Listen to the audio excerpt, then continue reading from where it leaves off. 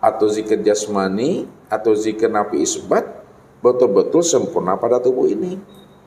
Nah, memakomkannya bagaimana? Nah, tentu kita memakomkannya, maksudnya itu menempatkannya. Karena zikir itu jangan membuang ke kiri ke kanan, tapi zikir itu betul-betul dilimpahkan dia ke dalam. Nah, la itu makomnya di pusat ini. Ilaha makomnya di dada kanan. Illa itu makomnya di ubun-ubun, dan Allah itu makomnya ada namanya di dada sebelah kiri ini. Jadi putaran zikir kita itu seperti putaran jarum jam. La ilaha illallah, la ilaha illallah. Ini yang disebut namanya zikir tubuh, zikir jasmani, cara memakomkannya. Nah, kenapa mesti dimakomkan ke dalam batang tubuh? Ada apa tubuh kita ini sebenarnya? Nah, karena zikir la ilaha illallah itu membersihkan namanya batang tubuh, ya, tentu kita tahu rahasianya. Karena pada tubuh kita ini ada namanya 7 lataif namanya. 7 makom lataif. Itu tempat bersarangnya penyakit di situ. Makanya zikir itu mesti dilintasi, mesti melewati makom-makom lataif tadi itu. Ya, jadi makom lataif pada batang tubuh kita ini yang mesti kita bersihkan dengan zikir tubuh, zikir la ilaha illallah. Yang pertama namanya latifatul qalbi namanya. Latifatul qalbi itu 2 jari di susu sebelah kiri kita ini. Pada jasmaninya latifatul qalbi itu disebut namanya dengan jantung. Nah, disitulah letaknya penyakit batin itu. Sumber penyakit batin, muaranya penyakit batin itu pada latifatul qalbi. Kalau jasmaninya itu disebut namanya jantung. Disitulah letaknya sifat hawa, nafsu, cinta dunia, sifat iblis dan sifat setan itu dibersihkan. Nah, kemudian 2 garis di bawah susu sebelah kanan kita ini disebut namanya latifatul ruh. Nah, latifatul ruh itu pada jasmaninya ini disebut namanya dengan paru-paru atau rabu namanya. Nah, disinilah letaknya penyakit hewan ternak itu. Ya, sifat sapi, ya, sifat domba. Sifat hewan ternak itu maksudnya Ustadz itulah sifat rakus, sifat tamak, ya.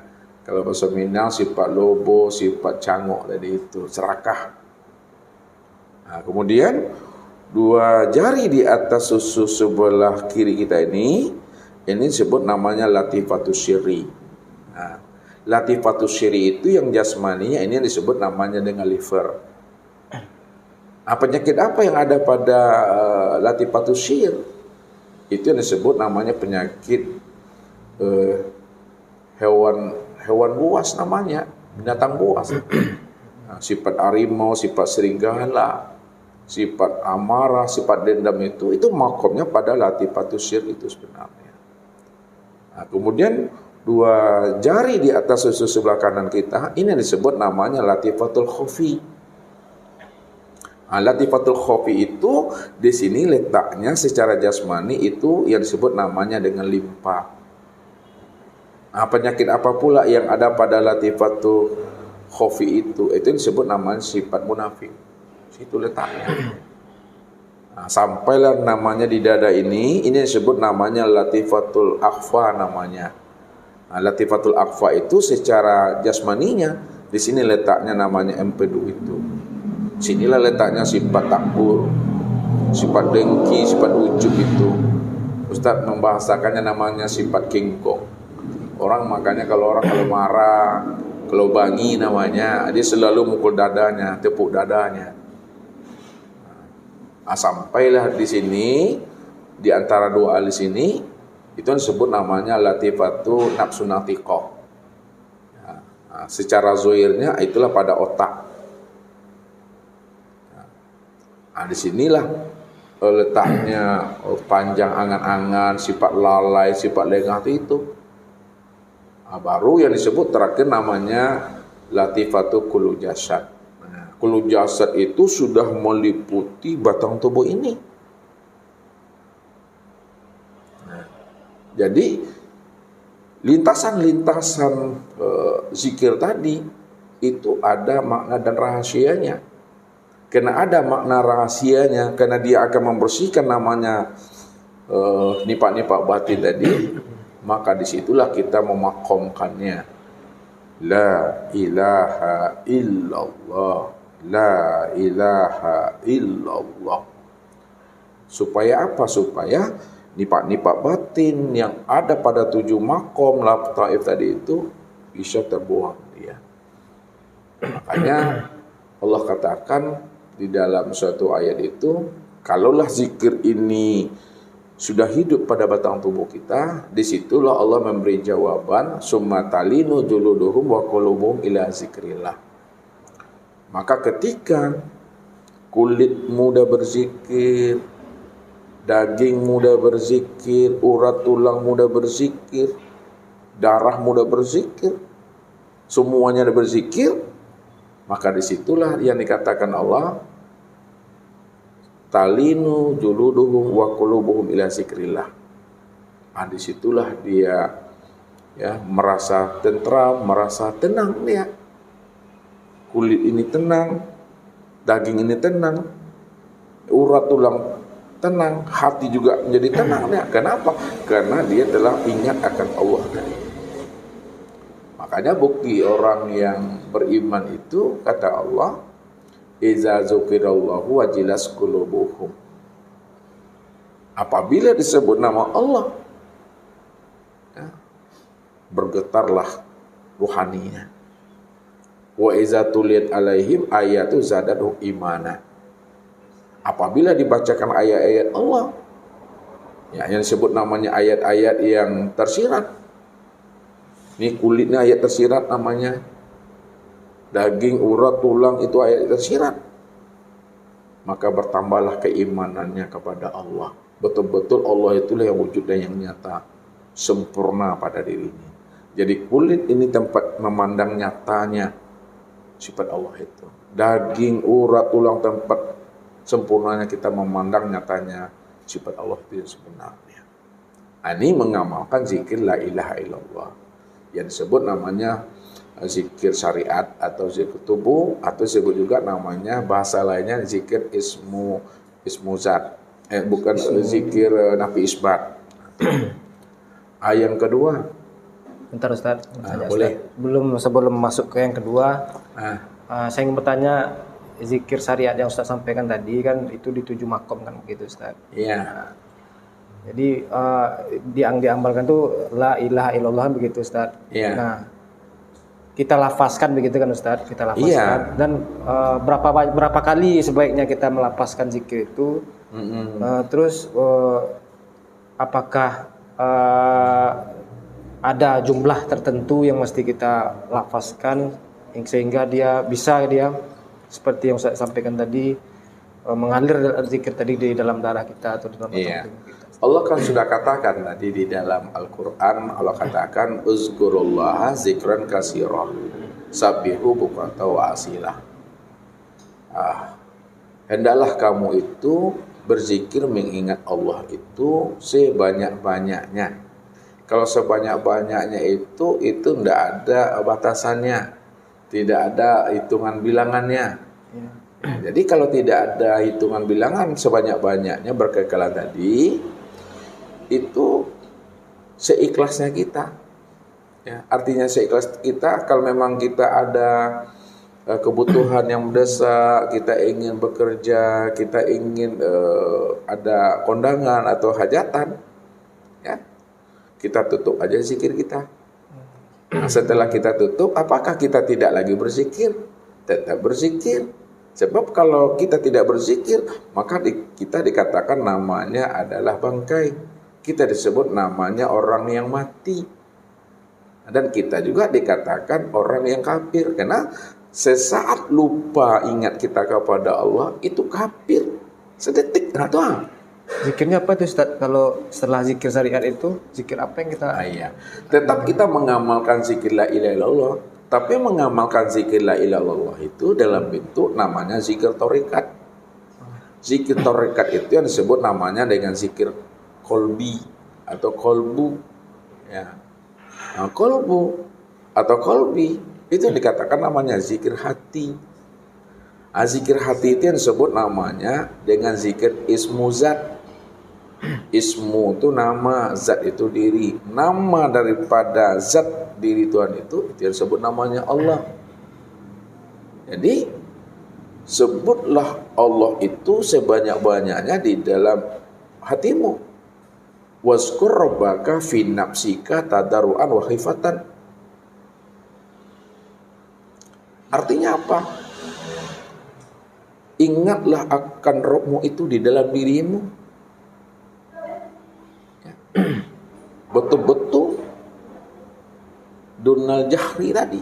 Tidak ada namanya jahar, tidak ada mengeluarkan lafaz.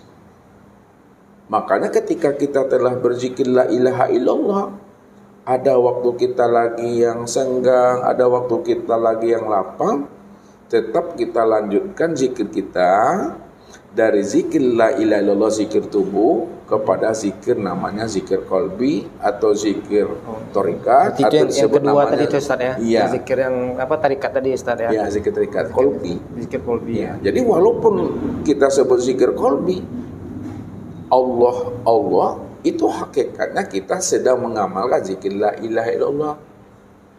Jadi ambillah kalimat Allah itu, ya, maka masukkan, hunjamkanlah kalimat Allah itu di dalam dada kita ini. Sebut Allah, Allah, Allah. Jadi kalau kita belum terbiasa, ya, kita iringi aja bunyi detak jantung kita itu. Ya, karena detak jantung kita itu kalau kita lihat ya per menitnya, ya, itu 70 kali detak jantung itu. Satu menit ya, itu 70 kali. Nah, dikalikanlah 60, dikalikan namanya 24 jam. Nah, begitulah. Hati itu mesti berzikir dia. Sampai zikir itu betul-betul mengalir dia ke sekujur tubuh tadi itu. Ada dirasakan begitu. Nah, sudah dirasakan. Sehingga hidup dia. Bukti hidup nanti kulit ini kedengaran berzikirnya. Daging ini pendengaran berzikir. Urat tulang berzikir. Rambut berzikir. Telinga ini berzikir. Mata berzikir. Hidung berzikir. Jadi jangan kita kaget. Jangan kita takut. Ya, jangan kita heran. Tidak perlu diherankan. Kenapa? Karena kalau zikir ismu zat itu telah hidup pada batang tubuh kita, dia tetap akan berzikir. Itulah buktinya yusabbihu ma fis samawati wal ard. Semua apa yang ada di langit dan di bumi, isi di antara keduanya. Kesempurnaan langit dan bumi, isi di antara keduanya, itulah pada insan yusabbihu. Mereka tetap mensucikan akan diri Allah itu. Mensucikan akan kewujudan Allah itu. Maka berzikir dia. Andai kata Pak Ebit namanya pangkas rambut, pergi ke pangkas rambut, lalu rambut kita yang dipangkas tadi itu berserakan di bawah, di lantai.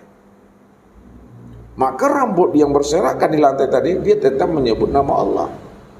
Allah, Allah, Allah. Itu namanya zikir yang sudah terpahat namanya. Zikir yang sudah terpatri, zikir yang sudah mendarah daging namanya.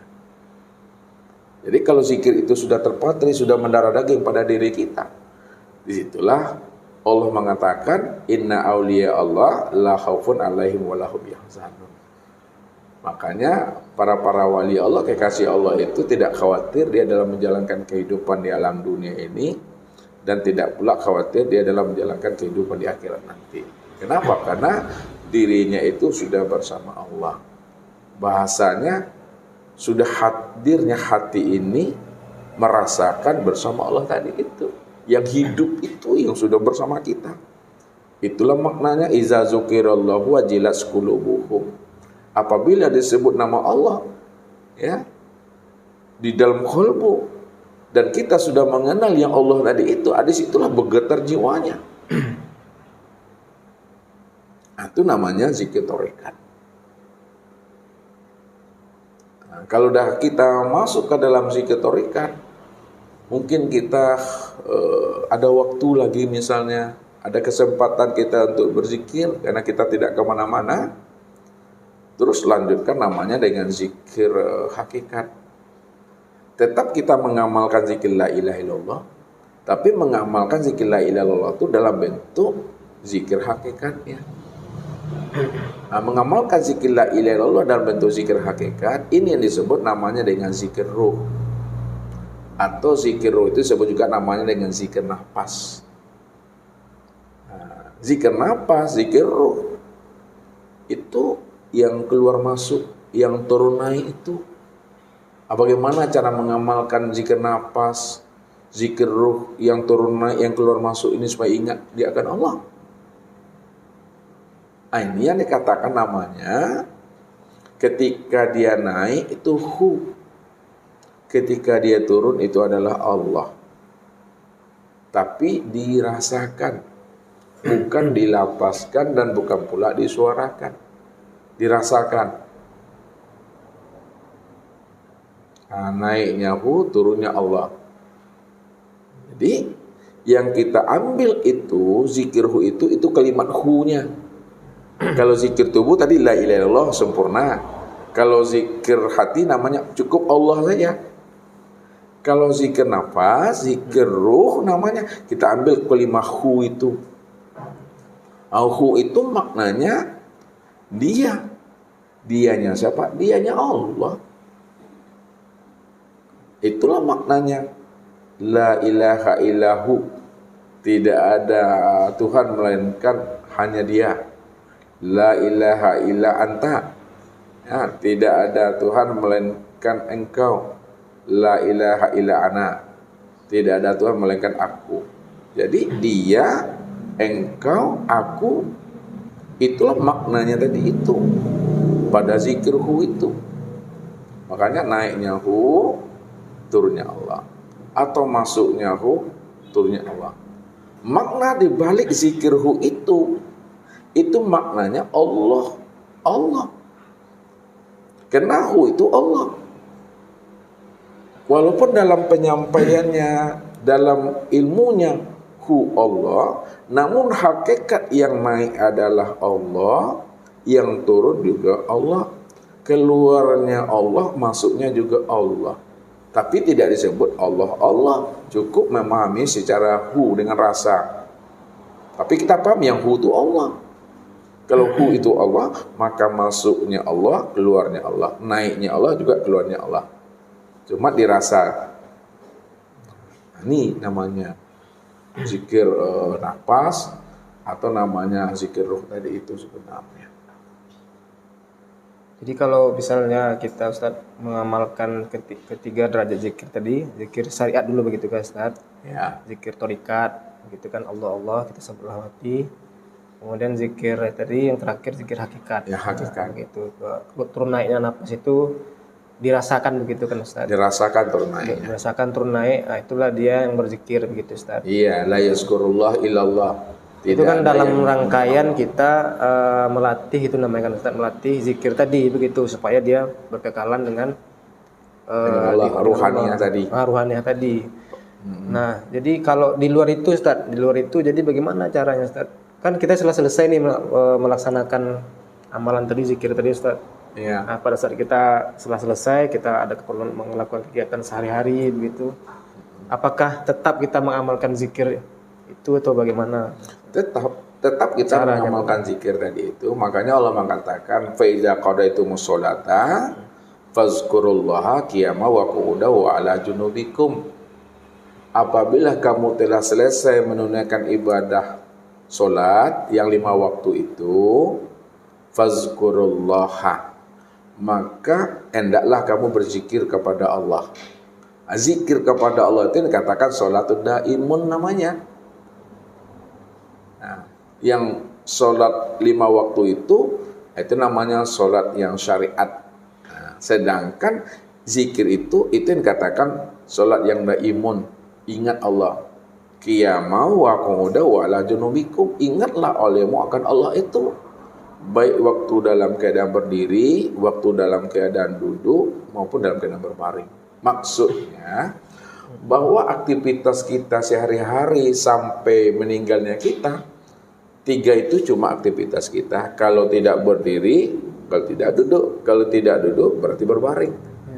Berarti maknanya, pada saat kita duduk, berdiri, pada saat kita duduk, dan pada saat kita berbaring, tetap kita itu ingat akan Allah itu sebenarnya. Jadi, tetap kita berkekalan kepada Allah. Jadi bagaimana memahaminya tadi itu? Nah, memahaminya tadi itu, tetap kita mengamalkan zikir la ilaha illallah. Nah, kita sempurnakan zikir la ilaha illallah itu pada maqam zikir ma'rifatnya. Sebab kalau kita tidak sempurnakan zikir la ilaha illallah dalam bentuk zikir ma'rifat, dalam bentuk keseharian kita, tentu kita katakan juga namanya orang yang lupa dan lalai kepada Allah. Sedangkan orang yang lupa lalai itu adalah orang yang mati. Adalah orang yang dikatakan namanya orang yang tidak ingat kepada Tuhan. Jadi konsepnya itu 24 jam. Nah, contohlah kalau kita tidak sempurnakan zikir kita disuruh mengamalkan zikir la ilaha illallah. Bisa nggak kita mengamalkan zikir la ilaha illallah pada saat kita makan? Pada saat kita minum? Kalau kita hanya mencukupkan pemahaman zikir la ilaha illallah itu dalam bentuk zikir lisan saja atau zikir syariat. Kalau kita mengamalkan zikir la ilaha illallah hanya sebatas zikir syariat, zikir lisan atau zikir tubuh, tentu kita tidak bisa. Payah kita, Pak Ipit. Kita makan lalu zikir la ilaha illallah. Kalau bahasa Minang tasabuh nasi itu. Kuranglah 3 piring. Awak sepiring pun sudah selesai. Sudah berserak nasi itu. Lalu bagaimana supaya dia tidak berserakan nasi, kita mudah berzikir? Nah, pakaikan namanya zikir hati. Ketika kita mengamalkan zikir hati, maka kita apa ya juga kita, artinya tersadak-sadak juga hati gua, tak cakik kadang keluar nasi itu dari hidung tadi itu, ya kan? Awak makan, atau bersabi Allah Allah itu payah. Nah, karena kita payah zikir torikat dan mengamalkan namanya zikir la ilaha illallah tadi, masuk kita kepada zikir hakikat. Zikir hakikat itu di waktu kita makan, waktu kita minum, bisa nggak kita masuk nasi, masuk makanan, masuk air minum, tapi yang namanya nafas ini tetap dia berzikir. Ingat ya. Sulit juga kita rasanya. Baru kita nyaman kalau kita merokok, kan begitu? Ya. Kalau kita nak merokok, ya kayak Ustadz inilah sedang ngomong zikir apa yang Ustadz amalkan. Kalau bapak-bapak mungkin bisa zikir namanya zikir Allah Allah aja matinya kan. Kalau seperti Ustadz gimana mengamalkannya? Zikir la ilaha illallah bagaimana ilmu akan sampai? Bagaimana penjabarannya akan tuntas dan selesai? Kalau Ustadz zikir la ilaha illallah, la ilaha illallah itu cop dulu gitu. Atau Allah Allah itu payah Ustadz. Jadi kita mesti masuk ke dalam namanya zikir ma'rifat. Zikir ma'rifat itu yang katakan namanya zikir sirul asrar. Zikir sir. Nah, zikir sirul asrar, zikir sir itu maksudnya tidak ada lagi namanya menyebut la ilaha illallah. Tidak ada lagi namanya Allah Allah. Tidak ada lagi namanya rasahu Allah. Yang ada itu cuma apa? La sautun wa la harfun bil haqqi ilallah. Tidak ada suara, tidak ada kata, tidak ada lafaz, melainkan hanya Allah semata-mata. Maksudnya, sadarilah sesadar-sadarnya bahwa segala yang wujud, yang zahir maupun yang batin pada diri ini, itulah yang Allah itu sebenarnya. Itulah yang dikatakan yang sebenar zikir. Sebenar zikir itu tidak ada lagi kata dan suara. Diam. Diam itu maksudnya diamkan akalmu ya. Diamkan namanya hatimu. Diamkan juga perasaanmu. Kalau sudah diam, sudah hening, akal, hati, perasaan. Maka disitulah kita sadar, sesadar-sadarnya bahwa satu batang tubuh inilah yang dikatakan namanya ainullah. Inilah nyatanya wujud Allah. Kalau ini nyatanya wujud Allah atau ainullah, inilah yang dikatakan namanya hu itu zikir, sir itu zikir hu. Ini dalam bentuk penyebutan, dalam bentuk pelapasan. Namun makna zikir hu itu bukan melapaskan. Hu itu artinya aku. Aku Allah. Karena dia cuma yang wujud, dia cuma yang esa, dia cuma yang tunggal. Maka segala yang wujud itu yang hu. Kulit nih hu, daging, urat, tulang, limpa, hati, jantung, rabu, empedu, itu yang hu. Apa yang dipandang hu, apa yang didengar hu, apa yang diucapkan hu, apa yang dirasa hu. Hu itulah yang meliputi segala yang wujud. Jangan dipisahkan hu itu meliputi dengan yang wujud. Karena yang wujud itulah juga nyatanya hu itu. Jadi dirinya itulah meliputi segala yang wujud. Baik wujudnya nyata maupun wujudnya yang batin, itu yang hu. Pahamilah itu, sadarilah itu. Kalau kita sudah sadari yang hu itu adalah segala yang wujud, segala yang nyata, yang dirasa, yang dilihat, yang didengar, itu yang hu, maka semua aktivitas kita itu dapat kita lakukan dengan baik, dan kita dapat juga selalu ingat Allah berkekalan tadi itu. Jadi zikir itu tidak hanya sekedar lafaz begitu ya Ustaz ya? Tidak hanya sekedar lafaz, tapi juga makna dari zikir la ilaha illallah itu sendiri juga harus kita amalkan di kegiatan-kegiatan. Iya, inilah zikir hu itu, zikir ma'rifat atau dalam bahasa kajinya sirul asrar namanya, rahasia dibalik rahasia. Rahasia dibalik rahasia itu tidak ada lagi rahasia sebenarnya. Rahasia itu bagi orang yang tidak paham, bagi yang tak kenal rahasia. Bagi yang sudah paham, bagi yang sudah kenal, tidak ada rahasia, sudah nyata. Nah, kalaulah itu kita ungkapkan, kita sampaikan kepada orang yang tidak paham dan tidak kenal, disitulah kita mudah mendapatkan namanya fitnah, kata-kata kafir, kata-kata sesat dan sebagainya. Kenapa? Karena mereka tak sampai pemahamannya ke sana. Tapi kalau di masa sekarang ini, kalau itu disembunyikan, kapan lagi akan paham, akan kenal orang? Ya, sedangkan disampaikan, dibukakan terang-terangan, orang ragu juga dengan apa yang diungkapkan itu. Apalagi disembunyikan. Nah, kalau disembunyikan, tentu orang tidak paham, orang tak mengerti, orang tak akan pernah tahu mana yang sebenarnya. Ya, sedangkan dibuka saja udah kayak gini, apalagi disembunyikan, tentu tak mengerti orang. Kapan lagi mau diungkapkan rahasia sebenarnya, apakah sampai mati? Sedangkan diri Allah itu pingin dirinya itu dikenal gitu. Ya, jadi Ustaz dari 4 zikir tadi terakhir zikir ma'rifat ya Ustaz ya. Mana yang hu itu? Yang hu itu tadi Ustaz. Mana sebaiknya yang sebenar zikir itu Ustaz? Apakah zikir syariat, thariqah, hakikat dan ma'rifat? Jadi mana yang sebenar zikir dan mana yang sesungguhnya Ustaz, zikir yang sesungguhnya itu? Sebenarnya Pak Ustaz sampaikan tadi itu sudah sesungguhnya.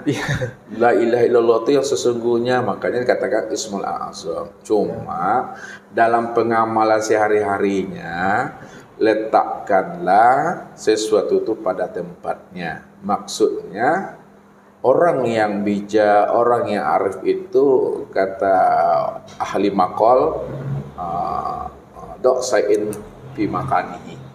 Letakkanlah sesuatu itu pada tempatnya. Maksudnya kita tetap dalam zikir la ilaha illallah, cuma pakaikanlah, amalkanlah zikir la ilaha illallah itu sesuai dengan situasi dan kondisi kita. Kalau kita pergi ke mall, kayak Pak MB pergi ke mall, pergi shopping, bawa anak, bawa bini, bawa tentengan, la ilaha illallah, la ilaha, aku lah kanai kawan kemari mama ngaji. Atau ibu-ibu lah bahasanya, beli sayur, beli ayam, beli daging di pasar, beli cabai, la ilaha illallah, barakah cipa, la ilaha illallah, barakah apa lah kanai mah. atau ibu lah sewa emanya. Jadi kan tak tepat kita mengamalkan zikir la ilaha illallah itu seperti itu. Atau kita di kamar mandi buang air kecil kita, buang BAB kita, zikir la ilaha illallah kita, diteriak orang kita itu, dilempar orang WC kita itu. Padahal kita mesti ingat Allah 24 jam. Jadi pakaikan, amalkan zikir la ilaha illallah itu sesuai dengan kondisi kita berada di saat yang bagaimana. Jadi zikir la ilaha illallah itu diamalkan kalau kita sehabis sholat, itu yang lebih tepat. Sehabis sholat kita dalam keadaan masih berwudu, ruhani masih terhubung dengan Tuhan, itu bahasanya amalkan zikir la ilaha illallah. Namun setelah kita bangkit dari sajadah, kita keluar dari masjid, dari musola, dari rumah, beraktivitas kita kerja, tak mungkin pula nanti kita mengamalkan zikir la ilaha illallah waktu bawa motor, bawa mobil, la ilaha illallah ditabraknya orang nanti. Pakaikan, amalkan namanya zikir la ilaha illallah dalam bentuk zikir hati. Mengamalkan zikir la ilaha illallah dalam bentuk zikir hati, cukup Allah saja di dalam hati. Allah saja, Allah. Kalau kita kurang nyaman membawa motor, bawa mobil, berjalan, beraktivitas, mengamalkan zikir hati, pakaikanlah namanya zikir nafas. Mana yang nyaman kita, pakai itu. Kalau tidak zikir hati, enggak zikir ruh. Kalau zikir hati mungkin ketika kita meeting, ketika kita rapat, ketika kita mendengarkan kawan bicara, mungkin bisa kita memakai zikir hati di situ sambil merokok, sambil mendengar zikir hati. Allah, Allah. Oh, kalau kita lebih nyaman zikir nafas, pakaikan zikir nafas. Jadi walaupun zikir hati Allah Allah atau zikir nafas Allah, hakikatnya kita sedang mengamalkan zikir la ilaha illallah. Cuma ilmunya saja yang mesti dibedakan. Mengamalkan zikir la ilaha illallah bentuk zikir namanya tarikat itu Allah. Oh, nanti kita mau tidur misalnya, zikir mana yang mesti diamalkan? Tak mungkin la ilaha illallah atau Allah Allah. Disitulah kita mengamalkannya dengan zikir namanya zikir nafas. Boleh kita azamkan di dalam ruhani kita, ya Allah, begitu bahasanya, ya Allah, jadikanlah napasku ya Allah yang keluar masuk yang turun naik ini ya Allah, berzikir kepadamu ya Allah sebagai ganti zikirnya tubuh atau hati ya Allah. Kita doakan seperti itu, Ustaz. Ya, dijazamkan, diitikotkan. Artinya setelah kita baca doa kan gitu kan, doa mati hafal kan? Jadi mesti hafal kita doa mati. Pak Rudi ini apa doa mati? Doa mau tidur. Iya, doa mati ya, zikir doa mati itu bismika. Bismika Allahumma ahya wa bismika amut. Jadi orang bilang itu apa namanya? Doa tidur. Kalau Ustaz bilangnya doa mati. Jadi setelah kita baca doa itu, kita itikad tuh. Ya Allah, jadikanlah napas yang keluar masuk, yang turun naik ini ya Allah, berzikir kepadamu ya Allah. Dihirup, kendiri kita rasakan aja. Kan begitu, dirasa aja, karena itu kan 24 jam. Ketika 3 kali hirup pada diri kita, tertidur kita. Tertidur kita 2 jam. 2 jam itu kita berzikir. Tertidur 3 jam, 3 jam itu kita berzikir. Andai kata Israel datang kepada diri kita, itu bahasanya meninggal kita di dalam tidur tadi, baik 1 jam maupun 2 jam, meninggal kita, itu kita sudah berada di dalam kulima la ilaha illallah. Jadi letakkan sesuatu pada tempatnya. Oh, kemudian kita ke kamar mandi, zikir apa yang mesti kita amalkan di situ? La ilaha illallah kan tak mungkin, karena la ilaha illallah itu kan zikir syariat. Kalau dilapaskan dia kena hukum syariat. Sedangkan ulama mengatakan tidak boleh menyebut nama Allah di dalam kamar mandi pada saat kita buang hajat di situ. Ya kan? Mati kita di situ, kita tak berzikir kepada Allah, mati sesat. Mati kafir kita. Kenapa? Karena Nabi mengatakan innamal a'malu bil khawatim. La yanzuru bi kasrati shalah wa siyam, innama yanzuru ila khatimati amri. Sesungguhnya amal itu hanya dilihat pada akhir kesudahannya. Orang menang dalam berjuang, menang dalam berjihad itu bukan di awalnya, tapi dilihat di akhirnya. Makanya dikatakan oleh Nabi, innamal a'malu bil khawatim. Sesungguhnya amal itu hanya dipandang dan dilihat adalah akhir kesudahan amal. La yanzuru bi kasrati shalah wa siyam, innama yanzuru ila khatimati amri. Tidak dipandang banyaknya sholat, tidak dilihat banyaknya berpuasa, tapi yang dilihat daripada sholat dan puasa serta amal itu adalah akhir kesudahan hidupnya tadi. Ketika roh ini melepaskan cangkangnya, apakah dia ingat Allah atau tidak? Kalau ingat Allah, disitulah dikatakan namanya mati syahid. Mati yang telah menyaksikan Allah sempurna pada diri. Jadi yang diamalkan situ tak mungkinlah zikir la ilaha illallah. Paling-paling zikir hati. Kalau risih kita memakai zikir hati, pakai zikir nafas. Risih pula kita baunya WC, baunya kamar mandi, ya keluar nggak masalah. Kalau bau pipis dan bau artinya petai jengkol namanya bahasa Jawa ajarin.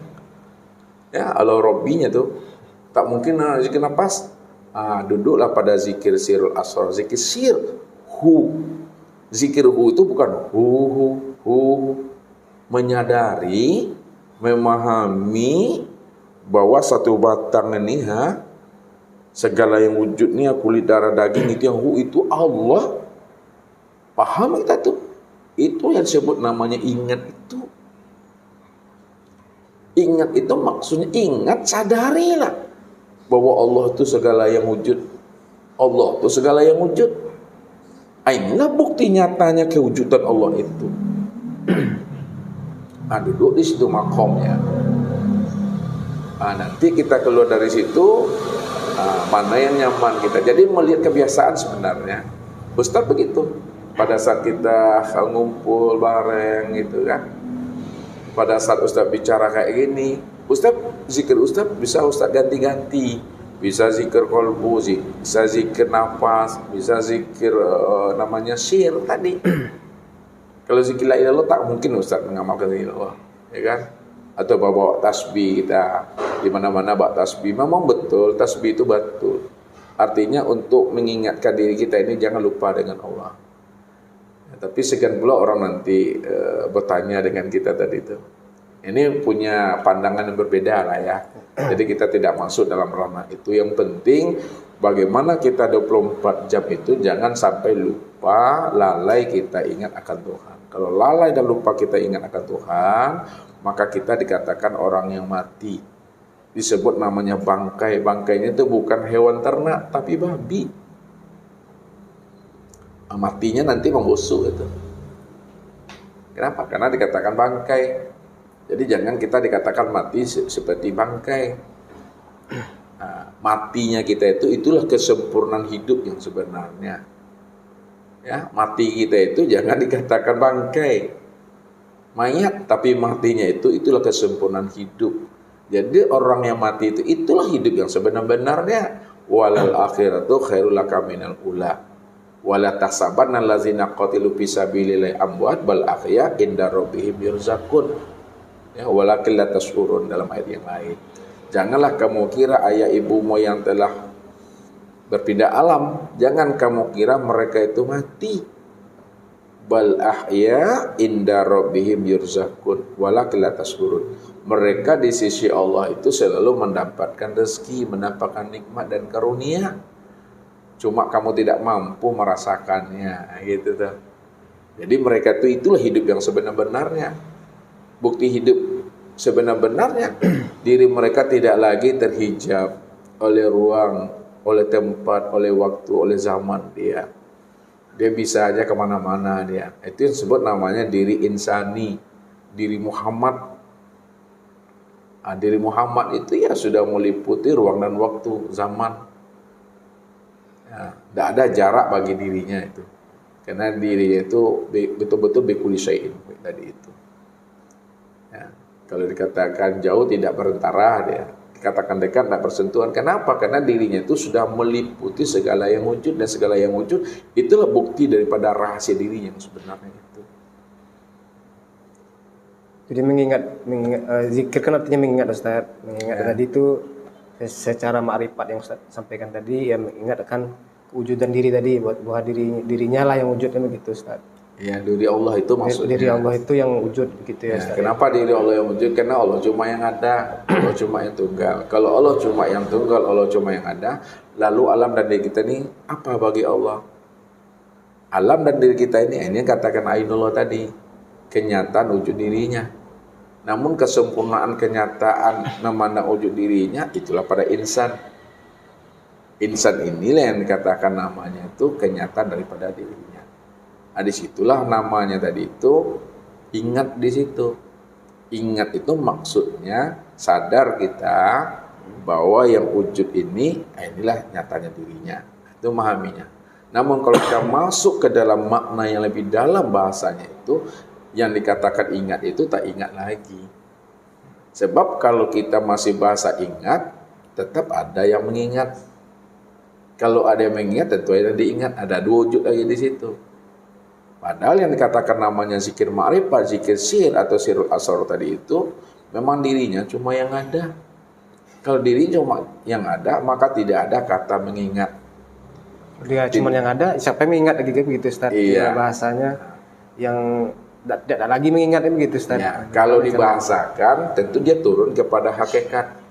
Hakikat itu turunnya di sifat untuk menjelaskan keadaan diri yang sebenarnya. Yang mengingat itulah yang diingat, yang diingat itulah sebenarnya mengingat. Bahwa yang mengingat dengan diingat itu satu saja wujudnya.